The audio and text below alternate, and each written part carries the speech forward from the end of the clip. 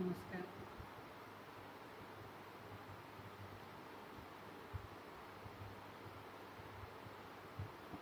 आज हम काफ़ी सारे प्रश्नों को देखने का प्रयास करेंगे। So this question is from Sai Krishna, Vivekananda Kendra, Telugu Gram. How can we exactly discover what our Swadharma is? It's very simple. Our Swadharma is what our duty is. That's all. That is, as a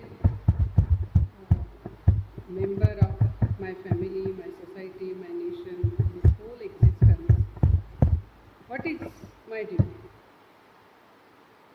Then, as per our age, it means in which ashrama I am.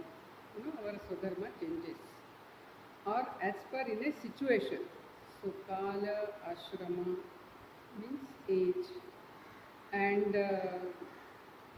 of course, where I am, that is, I am part of what all collectives. So, what my duty is, that is my Swadharma. How can we discover our mission of life in sadhana of service and also spiritualizing life?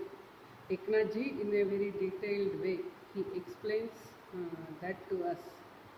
That the ultimate goal of all of us is to realize our divine nature, is to become one with Ishvara. But to reach that ultimate goal, each one of us, one day or other, whether we know it or not, one day we all are going to reach. Some may go faster, straight, some may go, taking so many turns and in violence. But whatever violence we may want to take, ultimately that is our ultimate goal.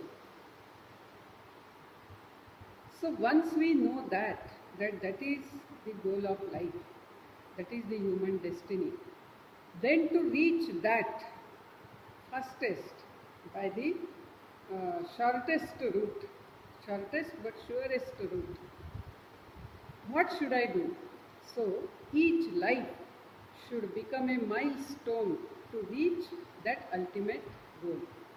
Because some may have to, most of us, we may have to live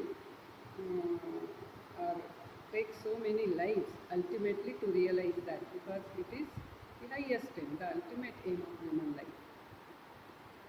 Now, to reach that, this life should become a milestone.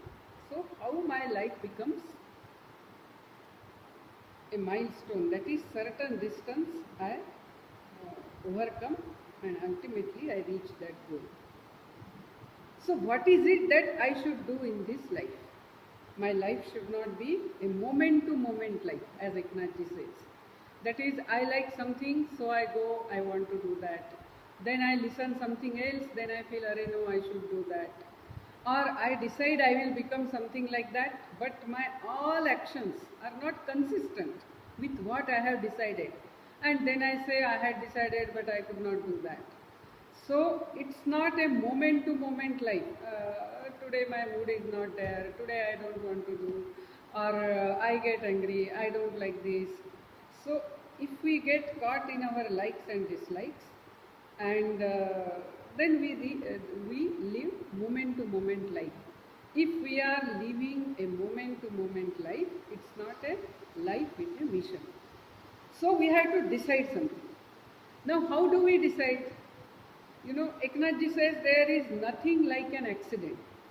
If I came to know about Vivekananda Kendra, I was just going and someone said, why don't you come? Here some program is there. I go for that program. There they announce there is one Yoga Satra. I go and attend that Yoga Satra. Or there is one camp, I go and attend that camp. And then as I do that, slowly a desire comes in my mind that yes, my life also should be some contribution to my nation, to my society. Now you cannot say that see, when I, actually I might not have come to Kendra, it was just an accident. That day when I was walking, someone just told me, why don't you come for the program? I went, and that's how I came to know. For us, it may be an accident, but it is not accident. It is all destined. Yeah, Ishvara has designed for us to bring up to that thought because we have reached that stage. Now next is our free will to hold on to it and do the work. So if I have come to Vivekananda Kendra, I am inspired by the thoughts of Swami Vivekananda. I feel like I must do something for my society, for my nation. Once that thought has come, it means now I have to only train my body, mind, intellect for fulfilling that mission in life. Many times what happens, we know what we should do. I know that yes, I must be doing this, but my body, mind, intellect is not ready for that. So I don't live a life consistent to my mission in life. So this is very, very important. Even for Swadharma, that is the thing. See, what we decide, no path is right or wrong. Whether I lead my life consistently with that path, that is what is important. So, if we have already reached up to Swami Vivekananda and in Vivekananda Kendra, then that is our mission in life. I will do maximum. If there are thoughts in my mind that no, I should give at least few years fully for my country, then that is my mission in life. Because the higher thought is the mission. And for that, we must have some courage, dhairyam. We must have readiness to jump and to lead the life accordingly. Next question is from Brahma Reddy, Sahitya Seva Pramukh, V.K. Kadapa, Telugu Gram. He says that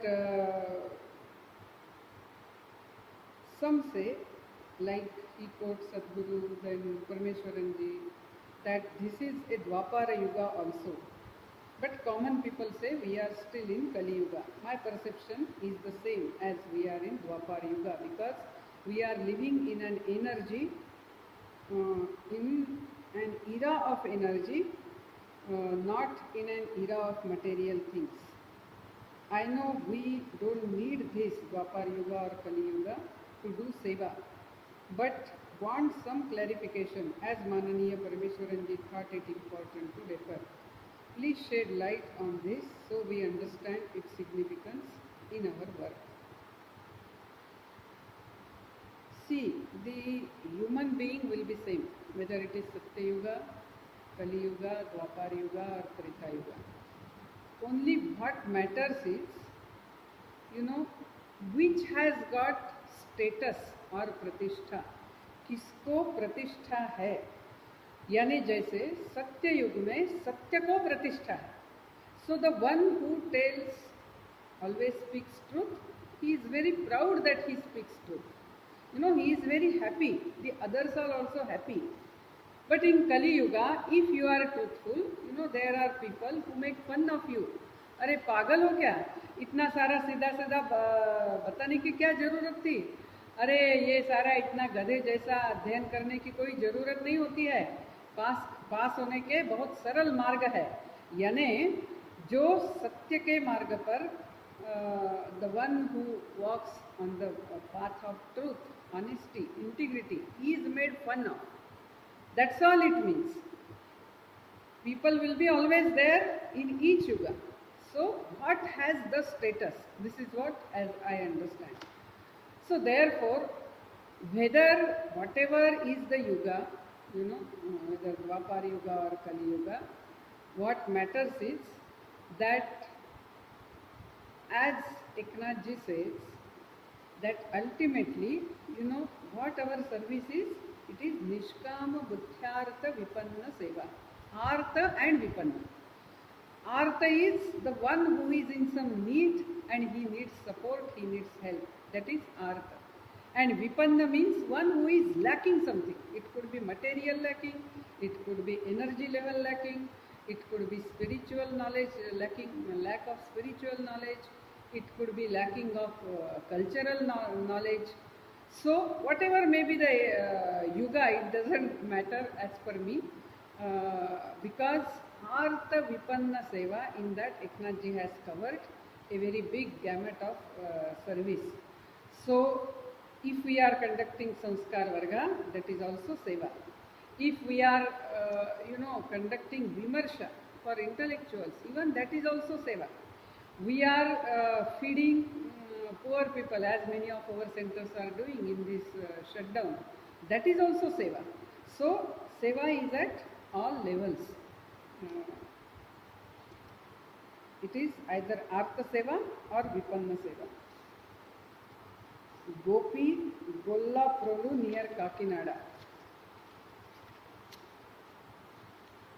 What is Swami Vivekananda's vision regarding India? How far we have achieved this? In order to achieve it completely, what we have to do?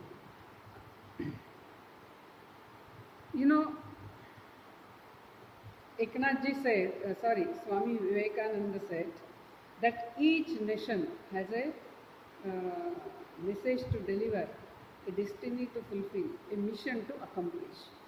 And India has the mission of spiritualizing the humanity, that is, of helping man to realize his divine nature. This is the ultimate service.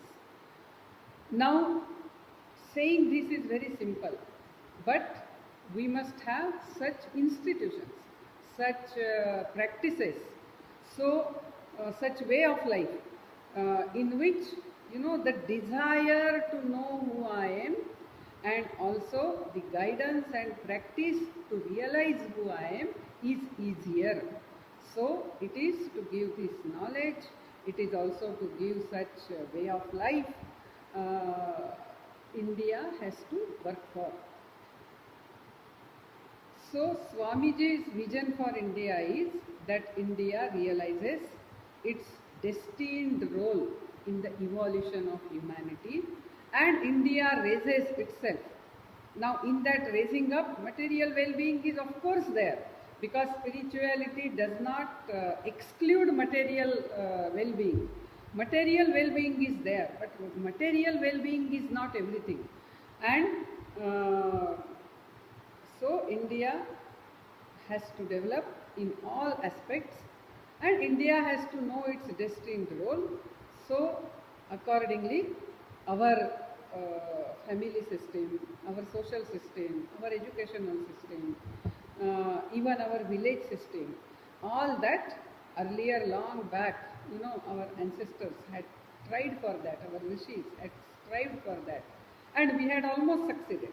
But then that process was interfered with, and that is why it could not be taken to its legitimate conclusion. That is what we have to do.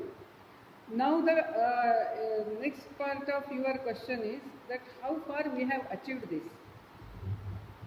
We have been always doing it, and the nature of India's destiny, some culture or some nation may have something to contribute for the progress of humanity. Once that contribution is over, that nation goes into the in the womb of time. That is, it is over. That civilization is over. It becomes part of history. But fortunately, India has got such a mission, that is to make man realize his divine nature, that he is Amrutasya Putraha.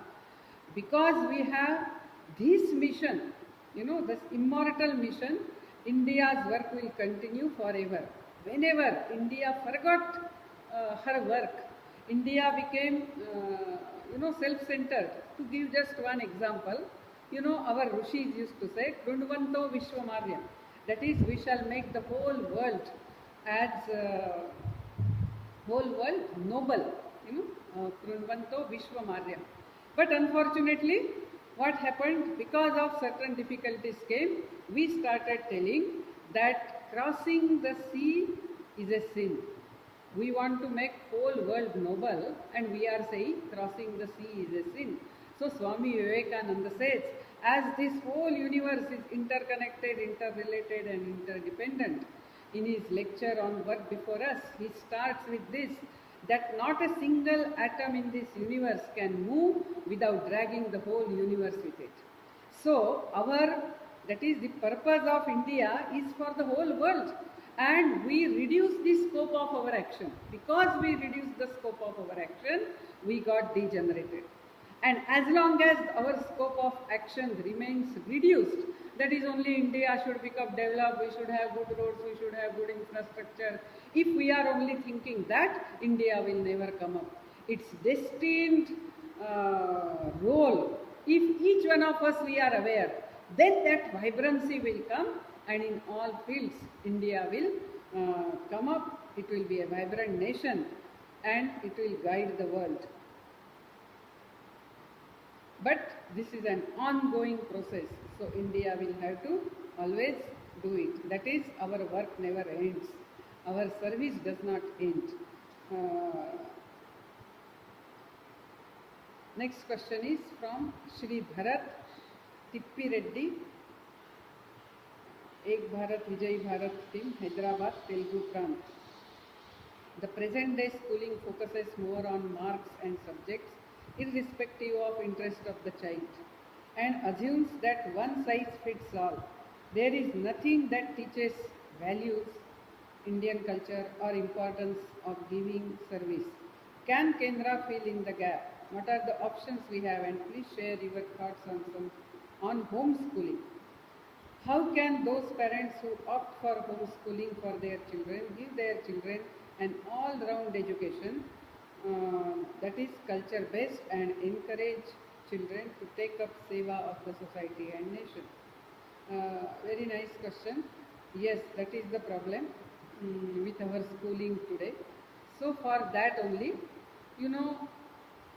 Kendra, in order to cater to as many children as possible, we are having Sanskara Vargas, we are having personality development camps for children, we are having Dampati Sammelan, that is workshops for the couples, because how to bring up the children.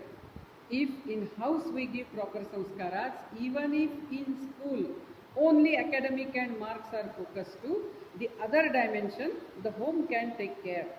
So that is why Kendra is doing all these activities.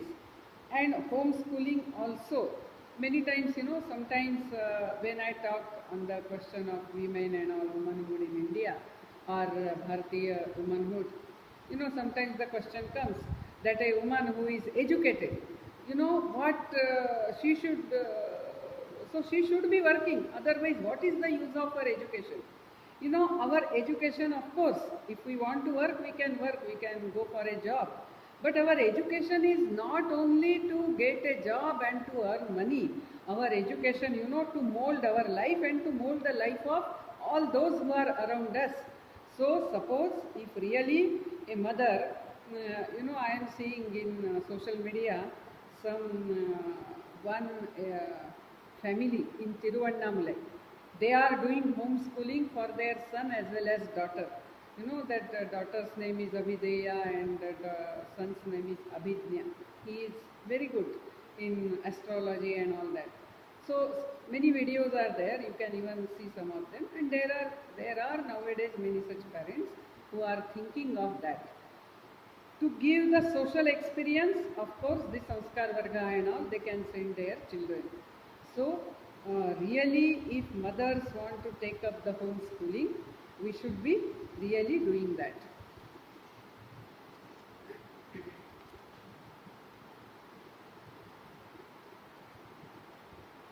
This is Shri A. Pala Naidu, Ek Bharat Vijay Bharat Samparka Pramukh, Srikakulam, Niyojit Nagar, Telugu Prant. My question is, are we not killing honey bees while collecting honey from a hive? Is it not sin? But honey is beneficial in many ways, including in Ayurvedic medicines. Have we any alternatives to it? आपने बहुत सही प्रश्न पूछा है. Actually ये सिर्फ हनी हमारे लिए ज़रूरत है ऐसा नहीं है.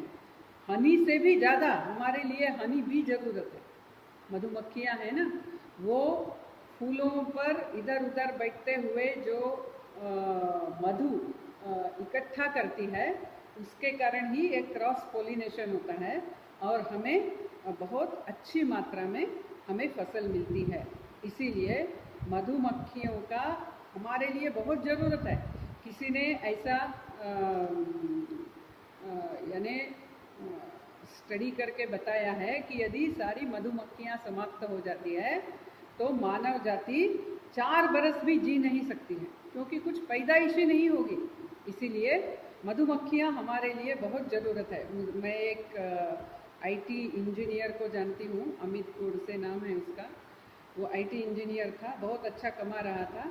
एक दिन उसने जो आपने प्रश्न पूछा है ना, वैसे ही देखा कि ये शहद निकालने के लिए, मधु निकालने के लिए उन्होंने वो हनी बीज को पूरा आग लगा के जला दिया।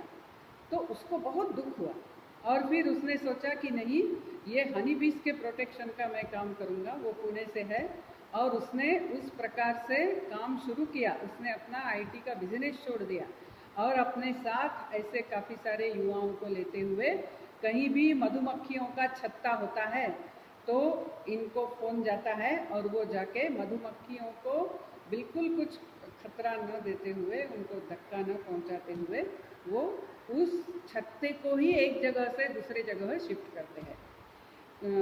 और उनका उसके ऊपर बहुत रिसर्च चल रहा है, उसको काफ़ी सारे अवार्ड्स भी मिले हैं। तो ऐसे काम करने वाले लोग हैं और हनी बी को मारकर ही हम हनी निकाल सकते हैं, ऐसा बिल्कुल नहीं है। Shri Pradeep VK Kadappa, Telugu Prant. We had Akhanda Bharat before Pakistan, Afghanistan, Bangladesh and few countries were divided, separated from Bharat. How do we deal with them now, though they are also once our brothers, but now are exporting terrorism to disturb harmony in India? देखिए, ये ऐसा है कि पहले हम यदि स्वयं को संगठित करते हुए, यानी भारतीय समाज, हिंदू समाज यदि स्वयं को संगठित करता है और पूरे ताकत के साथ खड़ा करता है, तो आज भी अपने इन सारे देशों में से ऐसे अनेक लोग हैं, इवन ईरान में ऐसे लोग हैं कि जो वापस अपने जड़ों से जुड़ना चाहते हैं। लेकिन आज हिंदू समाज एक सफलता का, आत्मीयता का या जिसको हम कह सके भविष्य का, यानी ये भविष्य है मानव जाति का, ऐसा स्वयं को प्रस्तुत कर रहा है क्या? जब वो कर सकेगा, जब ये स्थिति आएगी, आपने एकदम सही कहा है, ये सारे अपने ही भाई बहन हैं, हमसे दूर गए हैं, लेकिन ऐसा समय आएगा कि ये वापस इस सनातन धर्म के साथ, हिंदू धर्म के साथ जुड़ना चाहेंगे। इसीलिए पहले अपने समाज को, जो आज भी इस परंपरा से, संस्कृति से जुड़े हुए लोग हैं, इन सबको पहले जागरूक करना, संगठित करना, कार्यान्वित करना, ये हमारा पहला काम है। और ये सपना हमने भूलना नहीं है। हमें तो कृण्वन्तो विश्वम आर्यम, पूरे विश्व को आर्य बनाना, श्रेष्ठ बनाना, ये हमारे राष्ट्र का नियत कार्य है। इसीलिए हमने निश्चित रूप से ये भी साध्य होगा, लेकिन उसका पहला जो कदम है वो अपने समाज को संगठित, सुसंस्कारित, कार्यान्वित करने का कार्य है।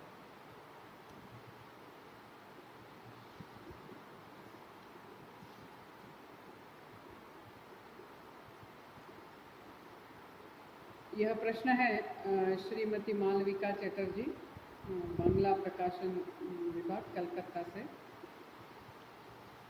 Since we all are staying at home, everyone is available. Can we make samparka over phone, wherever possible through video call? We can detail the story of VRM over phone. We can send the soft copy of samparka booklet to the concerned person by email also, and else keep a note to send the booklet in future. बहुत बहुत सही कहा आपने, क्योंकि यह वर्ष जो है वह हमने एक भारत विजयी भारत और ज़्यादा से ज़्यादा लोगों के पास पहुंचकर संपर्क का कार्य तय किया था। और शुरू में इस काम को सारा समझते हुए फिर जो अपने सारे शिविर वगैरह होते हैं वो सारा समाप्त करते हुए इस फरवरी मार्च से ही इसको बहुत अच्छे पैमाने पे अच्छा स्केल अप करते हुए हम संपर्क करेंगे, ऐसी अपनी योजना थी। लेकिन जो भी है, आज कोरोना वायरस के कारण हम शटडाउन में सब अपने अपने जगह बैठे हुए हैं। तो आपने ये जो प्रश्न पूछा है कि क्या हम फ़ोन पे कर सकते हैं, वैसे संपर्क जो करना है वो प्रत्यक्ष मिलकर ही करना है। एक जिनको हम ज़्यादा पहचानते नहीं हैं उनको फ़ोन कर ऐसी बात करना ये थोड़ा कठिन है, ये योग्य नहीं है, क्योंकि हमने जाके प्रत्यक्ष ही मिलना है।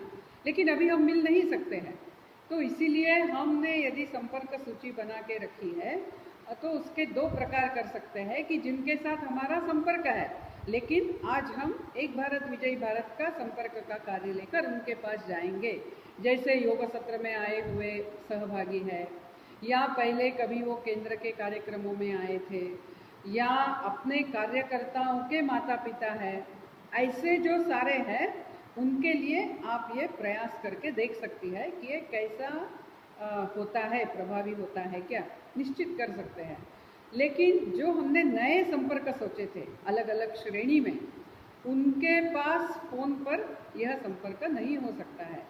लेकिन ऐसा हो सकता है कि फ़ोन पर बात करते हुए, क्योंकि हम जानते हैं कि जब मिलना होता है हमें पहले उनको फ़ोन करना होता है, समय पूछना पड़ता है, तो हम एक ऐसा फ़ोन करते हुए, क्योंकि वो भी खाली शटडाउन में घर में बैठे होंगे, तो फ़ोन करते हुए इतना बोल सकते हैं कि जब ये शटडाउन वगैरह सब ठीक होगा, पूरा हम थोड़े बहुत मूवमेंट कर सकेंगे, हम आपको आके मिलना चाहेंगे, ये विषय है, तो हम आपको आकर मिल सकते हैं क्या, ऐसी थोड़ी बात हम ज़रूर कर सकते हैं।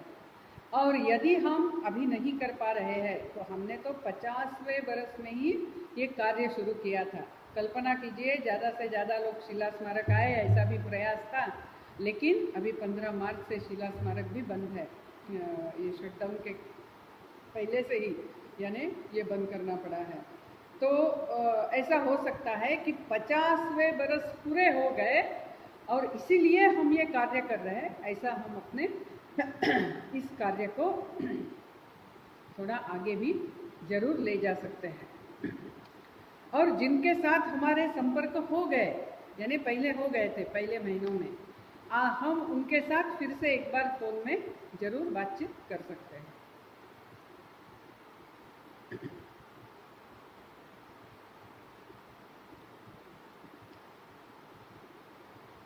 आदित्यराज गया, इन्होंने पूछा हुआ प्रश्न है, हमारे पास वेद पुराण उपनिषद इत्यादि है, अनेक धार्मिक ग्रंथ है जो सर्वे भवन्तु सुखिनः जैसे आदर्श वाक्य के साथ सबकी मंगल कामना करते हैं, इसके बावजूद भी हमारी सभ्यता और संस्कृति का उतना उत्थान नहीं हो पाया जितना कुछ विशेष धर्म समुदाय का, जबकि इनके पास मुख्य धर्म ग्रंथ के रूप में केवल एक विकल्प ही है, वे पूर्णतः उसी पर आश्रित होते हैं।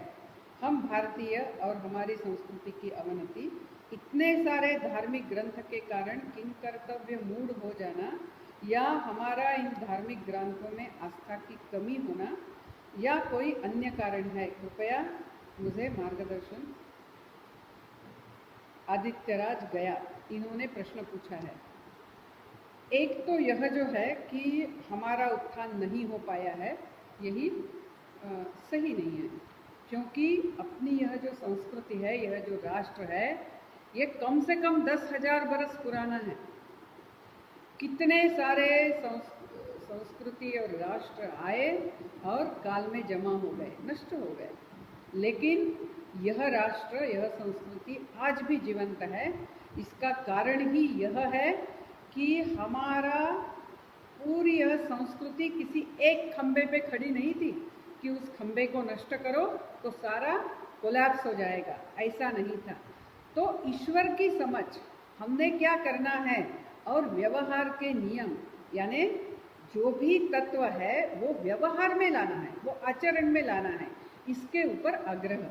ये सारा होने के कारण ही यह संस्कृति इतने हजारों बरस चलती रही है। आपने ऐसा कहा है कि हमारा उत्थान नहीं हो पाया जितना कुछ विशेष धर्म समुदाय का, ये भी सही नहीं है। क्योंकि जैसे स्वामी विवेकानंद ने एक बार अमेरिका में लोगों से कहा था कि आप तो कल के बच्चे हैं, आप थोड़ा 500 बरस इसी प्रकार जीकर दिखाइए, फिर आकर हमें बात सिखाइए। हमने इतने बरस पर्यावरण के साथ सब लोगों को साथ लेकर सबका भला करके, किसी को नष्ट न करते हुए, सबको अपनाते हुए यह राष्ट्र, यह संस्कृति जो आगे गई है, वो इसके जो अंतर्निहित शक्ति है उसके कारण गई है। एक छोटी सी कहानी बताती हूँ कि एक बहुत बड़ा पीपल का पेड़ था, और ये जो बारिश के दिन होते हैं ना, तो बारिश के दिन में एक लता यानी क्रीपर, वो लता धीरे धीरे धीरे उस पेड़ पे चढ़ी और 2-3 महीने में एकदम ऊपर तक चढ़ गई। और फिर उस लता ने इस पेड़ को बोला कि देखो तो क्या उपयोग है तुम्हारे अस्तित्व का, मैं 3 महीने में इतना ऊपर तक चढ़ गई। तो पीपल के पेड़ ने हंसते हुए कहा कि हाँ, मैं यहाँ 300 बरस से हूँ, और ये तुम 300वीं बेल है जो ऐसी ऊपर चढ़ी है। हर वर्ष तुम्हें एक बेल चढ़ती है, बाद में गिर भी जाती है। तो ये चढ़ना और गिरना और नष्ट होना ऐसा नहीं है। तो हमें यानी भारतीय संस्कृति ने जो स्थैर्य के साथ, जो विकास के साथ, जो सबकी मंगल कामना करके साथ जो विकास किया है, वही स्थायी है। दूसरा, इसमें जो एक आपने ऐसा ये संकेत किया है कि हमारे अनेक ग्रंथ होने के कारण समस्या है, और इन लोगों का एक ही ग्रंथ है, इसीलिए इनके लिए आसान है। मैं बताती हूँ, अपने संस्कृति में ऐसे अनेक व्यक्ति की जिन्होंने कोई ग्रंथ पढ़ा नहीं है, लेकिन यदि ईश्वर की अनुभूति की है तो वो सबसे महान है। ग्रंथ कितने पढ़े, ये गीता पूरी मुखपाठ आती है, लेकिन गीता के तत्व जीवन में नहीं है, तो उस व्यक्ति की कोई ज़्यादा कीमत नहीं है अपने देश में। आप जानते हैं कि श्री रामकृष्ण परमहंस, जिन्होंने शायद ही कोई कुछ पढ़ा, वो कभी स्कूल में गए नहीं, कुछ ही दिन में वापस आए, लेकिन उनके पैरों में, उनके चरणों में बड़े बड़े लोग बैठते थे। केशव चंद्र सेन, ईश्वर चंद्र विद्यासागर, नरेंद्रनाथ दत्त, जो बाद में स्वामी विवेकानंद हुए। तो इसीलिए अनुभूति महत्व की है। कितने ग्रंथों का अभ्यास किया, ये अपने देश ने इसमें इसके ऊपर ज़्यादा जोर नहीं दिया है। इसका मतलब ग्रंथ का अभ्यास करना नहीं है, ऐसा नहीं है। और एक ही ग्रंथ होने से बहुत अच्छा होता है, ऐसा भी नहीं है, क्योंकि वहाँ इंटरप्रिटेशन का स्वातंत्र्य नहीं है। इसीलिए होता ऐसा है कि क्रिश्चियनिटी में भी और इस्लाम में भी जो एक पंथ का है, वो दूसरे पंथ वाले को मानता नहीं। आप यदि नॉर्थ ईस्ट में जाएंगे तो वहाँ मिशनरीज जाके कन्वर्शन करने का प्रयास करते हैं। पहले प्रोटेस्टेंट जाता है, वो कन्वर्ट करता है, फिर कैथोलिक आके वो उसको फिर से कन्वर्ट करने का प्रयास करता है, फिर और बाप्टिस्ट आता है, और ऐसा वो एक दूसरों में कन्वर्ट करते रहते हैं। तो ये मुझे एक बार समझना था। और तो एक बार मैं रांची गई थी। रांची में वहाँ एक सोसाइटी फॉर रूरल इंडस्ट्रियलाइजेशन है, SRI, और एक प्रोफेसर इंद्रजीत डे करके थे। तो उन्होंने हमारी वहाँ एक क्रिश्चियन मिशनरी थे, उनसे मुलाकात करवाई। काफ़ी वृद्ध थे वो, और मैं जब मिली उनको तब ये काफ़ी बरस पहले की बात है। तो वो भारत के नहीं थे, भारत के बाहर से आके यहाँ काम करते थे, यानी भारत को स्वातंत्र प्राप्त होने के पहले ही वो यहाँ आए थे। तो हमारी उनसे बात शुरू हो गई। तो मैंने जब उनको कहा कि अच्छा आप कन्वर्ट क्यों करते हैं, तो वो बोले नहीं नहीं, हम कन्वर्शन नहीं करते हैं, मैंने बोली आप लालच दिखा के, भय दिखा के, तो बोले नहीं नहीं मैं ऐसा नहीं करता हूँ, यदि कोई करता होगा तो वो उनकी गलती है, लेकिन मैं तो ऐसा नहीं करता हूँ। मैंने कहा लेकिन आप कन्वर्शन तो करते हैं।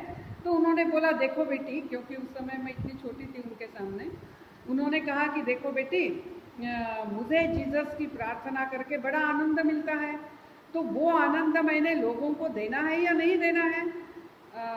मैंने कहा दीजिए।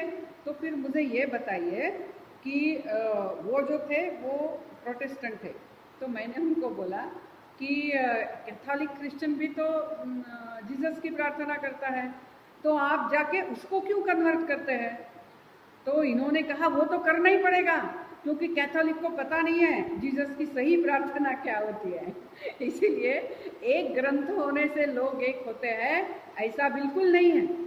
एक भगवान होने से लोग एक होते हैं, ऐसा बिल्कुल नहीं है। कैथोलिक और प्रोटेस्टेंट में आज भी झगड़े चलते हैं, आज भी वो एक दूसरों को कन्वर्ट करते हैं।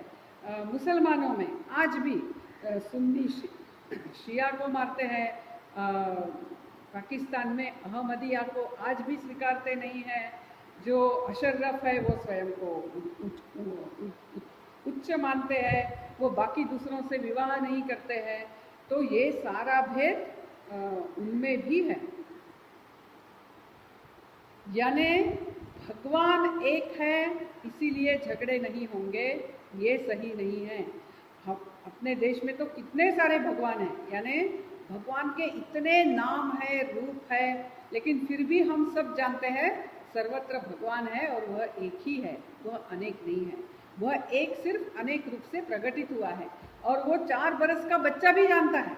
जैसे उदाहरणार्थ अपने घर में हम बच्चे को, उसका जन्मदिन है समझिए, हम उसको नए कपड़े पहनाते हैं और कहते हैं जाओ बेटा भगवान को नमस्कार करके आओ। अभी पूजा घर में बहुत सारे फोटो है, मूर्तियां हैं, राम है, कृष्ण है, देवी है, अमरनाथ है, कन्याकुमारी देवी है, रामकृष्ण परमहंस है, बहुत सारे हैं। लेकिन ये बच्चा प्रश्न पूछता नहीं है कि माँ किसको नमस्कार करूं, कौन से भगवान को नमस्कार करूं। वहां जाकर भी वो ऐसा कहता नहीं है कि शिव जी आपको नमस्कार, कृष्ण आपको नमस्कार, ऐसा भी नहीं करता है। वो एक नमस्कार करके बाहर आता है। यानी 4 बरस के बच्चे को भी ये पता है कि भगवान एक ही है, उसके नाम और रूप अलग हो सकते हैं। तो ये भगवान की समझ ये लोगों को एक कर सकती है, भगवान का एक रूप एक नहीं करता है। देखिए ना, इतने सारे भगवान के नाम रूप होने के बावजूद भी हमारे देश में कोई भी कम्युनिटी ने जाके दूसरे कम्युनिटी को बोला नहीं है तुम्हारा बथाव गलत है, हमारा शिव जी ही सही है, या हमारी आने दोमनी सही है और तुम्हारी लक्ष्मी गलत है। कोई किसी को ऐसा कहता नहीं है। हर कोई अपने भगवान का आदर करता है, उसको ठीक से समझता है, इसीलिए वो भगवान का बाकी सारे नामों में, रूपों में आदर कर सकता है। इसीलिए भगवान की समझ लोगों को एक सही समझ लोगों को एक रख सकती है, भगवान का नाम नहीं। नहीं तो एक ही जीसस की प्रार्थना करने वाले एक दूसरों के साथ युद्ध करते हैं, एक दूसरों को मारते हैं, ये आज भी होता है। एक ही अल्लाह की प्रार्थना करने वाले एक दूसरों को मारते हैं। तो इसीलिए एक भगवान का नाम और रूप स्वीकारने से हमारी ताकत बढ़ेगी, और बहुत सारे नाम और रूप है, इसलिए हम एक नहीं हैं, ये सही नहीं है। उसी प्रकार धर्म ग्रंथ का है, चाहे जितने ग्रंथ हो, सारे ग्रंथ बताते वही तत्व है। हो सकता है मुझे संस्कृत नहीं आता है, मैं पढ़ भी नहीं सकती हूँ, लेकिन मैं यदि मंदिर में जाती हूँ, वहाँ कथा कीर्तन में मैं हमारे संतों के कुछ वचन सुनती हूँ, मेरे लिए उतने ही पर्याप्त है, क्योंकि वो मैंने आचरण में लाने हैं।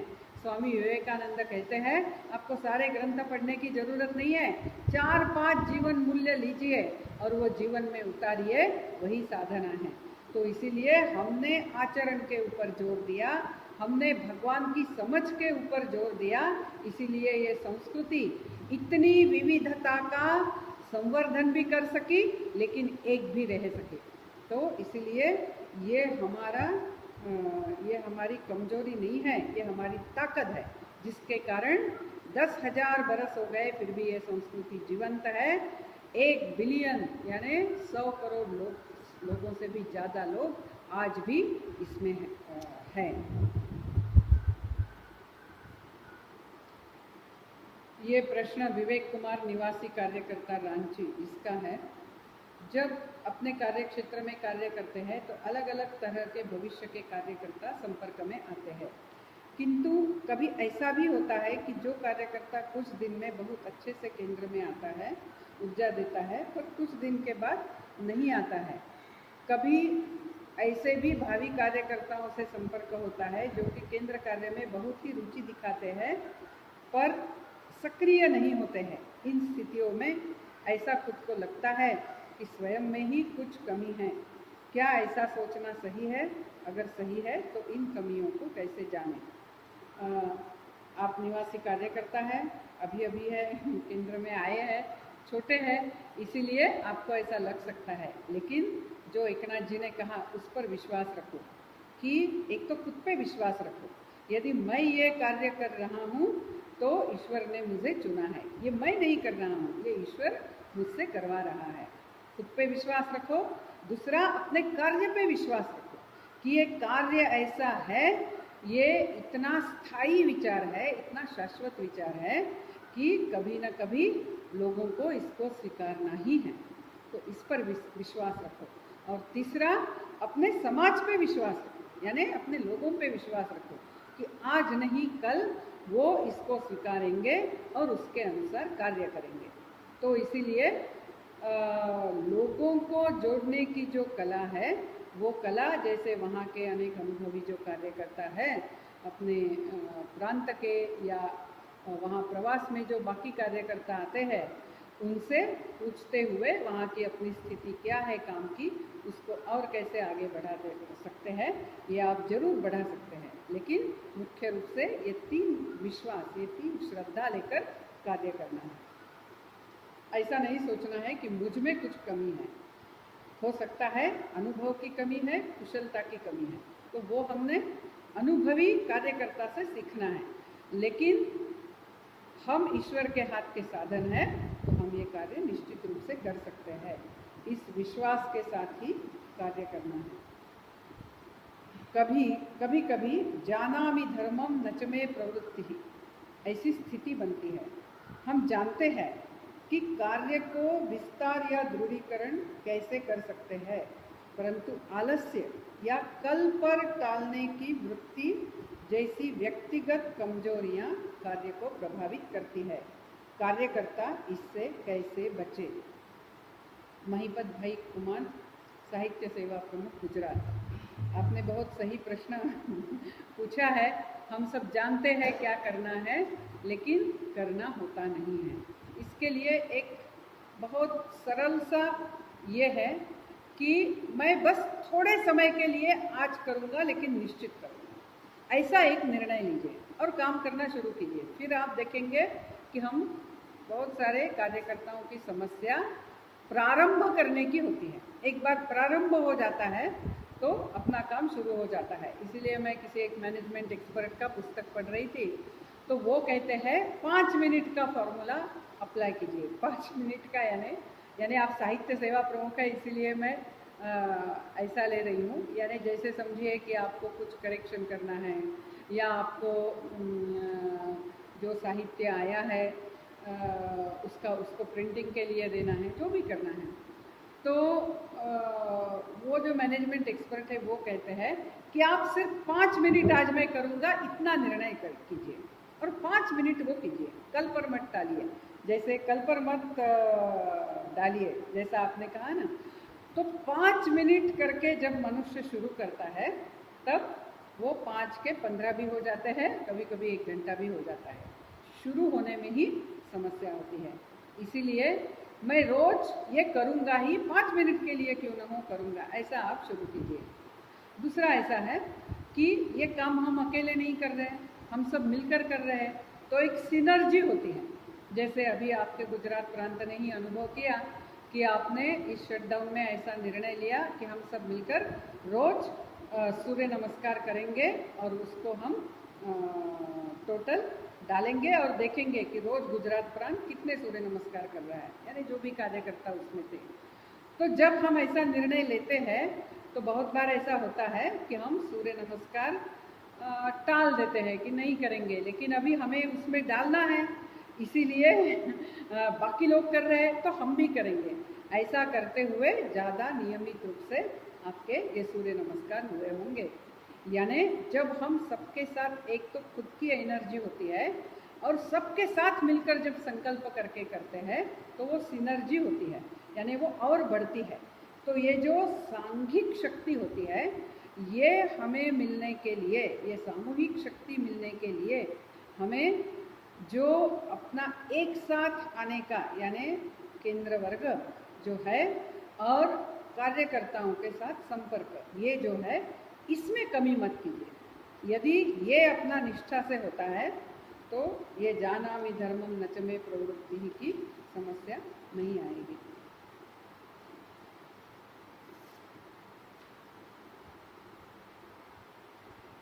निराग दवे, कर्णावती विभाग प्रमुख, गुजरात प्रांत। इन्होंने बहुत सारे प्रश्न पूछे हैं मैं कुछ प्रश्न लूँगी क्योंकि इतने सारे प्रश्न आए हैं, मैं सोच रही हूँ कुछ लूँगी कुछ छोड़ दूँगी, देखते हैं। तो पहला यानी एक प्रश्न ऐसा है, मन का मौन क्या है? हर परिस्थिति में यह मौन को बनाए रखना है, ऐसा प्रश्न है। मन का मौन ये बहुत इंटरेस्टिंग है।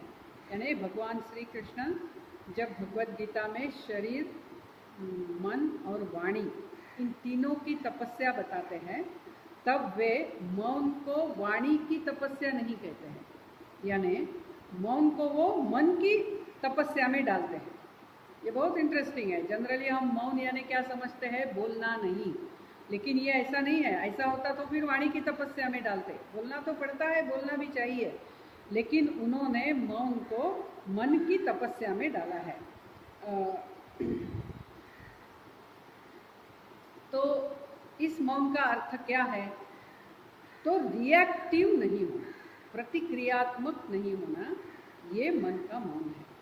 यानी जो भी करना है वो करना है, प्रतिसाद देना है देना है, प्रतिक्रिया नहीं होना, रिएक्शनरी नहीं होना, रिएक्शन नहीं करना। यानी जैसे समझिए कि हम बैठे हैं, बैठक ले रहे हैं और बैठक में मैंने कुछ बताया और दूसरा कार्यकर्ता एकदम तड़ाक से बोल देता है, ये बिल्कुल सही नहीं है, आपने बताया वो गलत है, इससे तो सारा गड़बड़ हो जाएगा। अभी ऐसा बताया, यानी ऐसे बताया जैसे मैं मूर्ख हूँ, तो हमें बहुत दुख लगता है ना। अभी उसने वो बताया, वो समाप्त हो गया। हम उसको पकड़ के रखते हैं कि उसने उस दिन मुझे बैठक में ऐसे बताया, और हमारे मन में किंतु परंतु निर्माण हो जाते हैं। तो क्या हो गया? मन का मौन टूट गया। यानी हमने प्रतिक्रिया दी, ठीक है, जिसने जो बोला बोला, मैंने जो करना है वो करना है। तो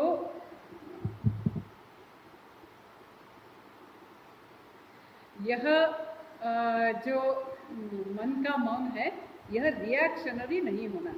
What I am supposed to do, I do. I don't react. I may respond. If there is a need, I respond. But in no situation, I react. जैसे मैं जब यहाँ कन्याकुमारी में प्राचार्य थी, ये जो ग्रामीण बच्चों का स्कूल चलता है उसमें, तो एक बार किसी एक टीचर ने एक बच्चे को जोरदार थप्पड़ लगाई। वो जोरदार लगाई, उसको यहाँ दर्द होने लग गया।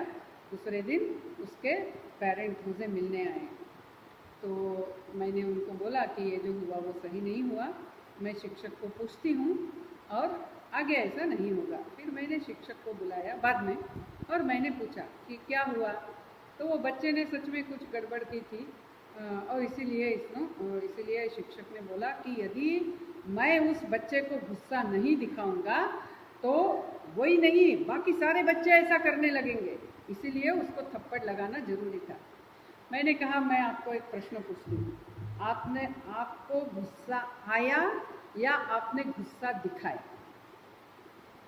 गुस्सा दिखाना ये रिस्पॉन्स था और गुस्सा आना ये रिएक्शन था। और यदि गुस्सा आया है तो आपकी थप्पड़ जोरदार लगेगी। यदि आपको गुस्सा दिखाना है करके आप थप्पड़ लगाने वाले हैं तो वो हानिकारक नहीं होगी। यानी आप थप्पड़ ही नहीं लगाएंगे, आप कोई अन्य उसको दंड दे सकते हैं। यानी कभी कभी हमें गुस्सा दिखाना भी पड़ता है, लेकिन वो हमें गुस्सा दिखा रही हूँ, मुझे गुस्सा आ गया तो मैं रिएक्शनरी हो जाती हूँ, लेकिन गुस्सा दिखाना है तो जो करने से ये व्यक्ति ठीक होगा उस प्रकार से मैं गुस्सा दिखाऊंगी। तो इसीलिए हमें प्रतिसाद देना है, हमें प्रतिक्रिया नहीं करनी है। यानी प्रतिक्रिया न करना ये मन का मौन है। हम का नाश कैसे हो और जीवन पर्यंत निरहंकारी कैसे बने रहे, यही पूरी साधना है कि हमने अपने अहम को सीमित कर दिया है, इस शरीर मन बुद्धि तक सीमित कर दिया है। तो इस सीमा से तोड़ते हुए मैं यानी चिदानंद रूप शिवोहम शिवम या अहम ब्रह्मास्मि, इसकी अनुभूति लेना यही साधना है। लेकिन इसमें ये छोटा मैं आ जाता है जो इस सबके साथ हमें एक रूप नहीं होने देता है। तो यह जो प्रश्न है कि इसका नाश कैसा हो, ये इतना आसानी से होता नहीं है। बहुत बार हमें लगता है कि मेरा अहंकार का नाश हो गया, लेकिन जैसे ज्ञानेश्वर कहते हैं ना कि ये अहंकार ऐसा भूत है कि ये सर्वसाधारण लोगों से भी ज़्यादा, जो ज्ञानी है जो ज़्यादा समझदार है उनके गर्दन पे बैठ जाता है। यानी कहाँ से अहंकार झलकता है बता नहीं सकते हैं। तो सतत सजग रहना यही महत्व का है। मुझे जब भी कुछ बुरा लग गया, इसका मतलब कहीं ना कहीं मेरा अहंकार वहाँ था, ऐसा हम देख सकते हैं। या मैं बताती हूँ ना फिर भी नहीं कर रहे हो, ऐसा ये जब बोल रहे तब भी शायद वो अहंकार है, ऐसा हम कह सकते हैं। जीवन पर्यंत निरहंकारी कैसे बने रहे, हम बने नहीं रहेंगे, हमें बनने की कोशिश करनी है और वो प्रयास करना है।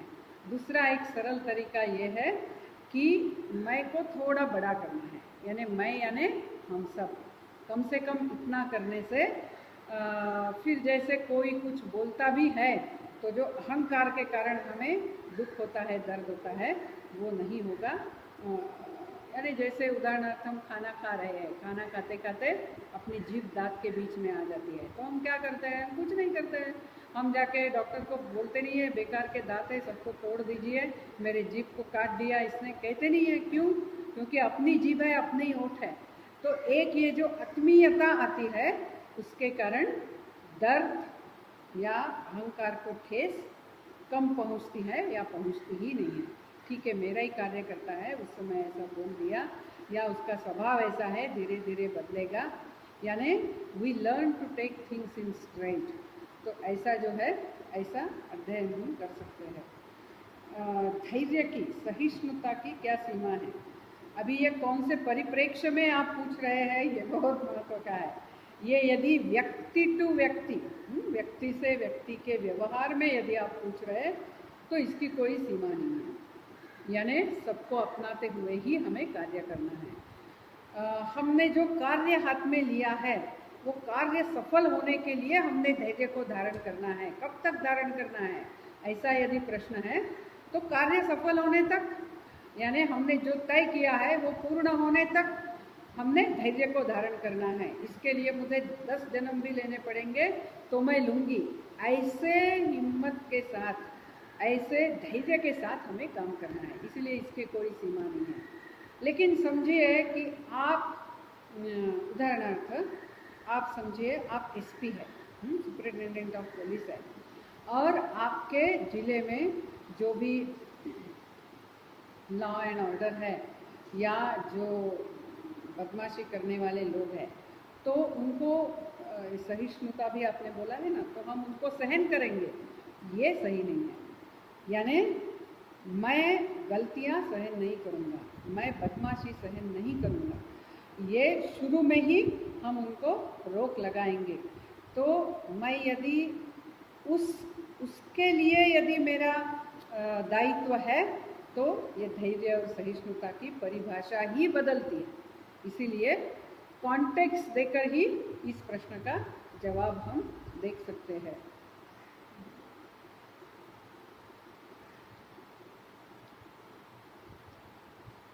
विजय कुमार नड्डा पंजाब,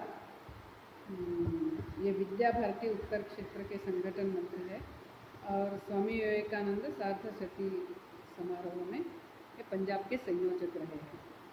एक बार स्वामी विवेकानंद जी ने अध्यापकों को संबोधित करते हुए उन्हें महामूर्ख जैसा कुछ कहा था कि वे अध्यापक बनते ही अध्ययन छोड़ देते हैं। क्या सच में उन्होंने ऐसा कहा था? यदि हाँ तो कृपया विस्तार से समझाइए जी। पहले तो मुझे लगा कि आप प्रश्न में ऐसा पूछ रहे हैं कि उन्होंने अपने अध्यापकों को कहा था, तो ऐसा तो नहीं है, ये बाद में स्पष्ट हो रहा है। मुझे ऐसे लगता है कि स्वामी जी के मन में अपने लोगों के प्रति जो एक अत्यंतिक प्रेम था ना, उस प्रेम के कारण कभी कभी उन्होंने बहुत कठोर शब्द का उपयोग किया है। सबके लिए किया है, सिर्फ अध्यापकों के लिए ही नहीं, सबके लिए किया है। जैसे वो कहते थे कि आपने आपके धर्म को क्या किया है, डोंट टचिज्म बना दिया है और आपको किचन तक सीमित कर दिया है कि ये होने के बाद कितने बार हाथ धोने हैं, कितने बार मुंह धोने हैं। यानी स्वामी जी के शब्द कभी कभी तो बहुत ही कठोर शब्द थे, लेकिन उनके पीछे जो प्रेम था, उनके पीछे जो इस समाज के लिए उन्होंने किया हुआ त्याग था, जो आत्मीयता थी, इसीलिए हिंदू समाज ने कभी उन शब्दों को बुरे अर्थ में या दुख से लिया नहीं, तो उससे और प्रेरित होकर उन्होंने स्वयं को ठीक करने का ही प्रयास किया।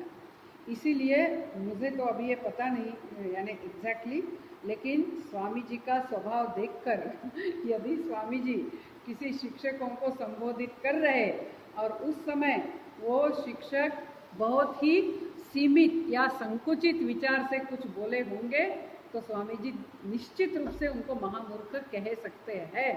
ऐसा स्वामी जी का स्वभाव देखकर मैं कह सकती हूँ, लेकिन मैंने प्रत्यक्ष पढ़ा नहीं है, मुझे याद नहीं है। और यदि उन्होंने कहा भी है तो भी आपके प्रश्न में उसके आगे उसका ये है कि आप अध्यापक बनते ही आपने अध्ययन को छोड़ दिया, जो होना नहीं है। अध्ययनम अध्यापनम, अध्यापनम करना है तो अध्ययनम, ये दोनों सतत साथ साथ चलने का कार्य है। और मुझे ये भी पक्का विश्वास है कि जिन शिक्षकों को ऐसा महामूर्ख बोलकर स्वामी जी ने ये बात बताई होगी, वो बहुत प्रेरित होकर बाद में उन्होंने अपना बहुत अध्ययन अच्छी तरह से शुरू किया होगा। तो हम स्वामी जी जैसे तो है नहीं, इसीलिए शिक्षकों के सामने बैठते हुए हम उनका महामूर्ख निश्चित नहीं कहेंगे, लेकिन स्वामी जी का ये जो बिंदु है इसके ऊपर जरूर जोर दे सकते हैं। आज के लिए हम समाप्त करेंगे। अगला अपना जो सत्र होगा वो इसी समय 23 तारीख को होगा। नमस्कार।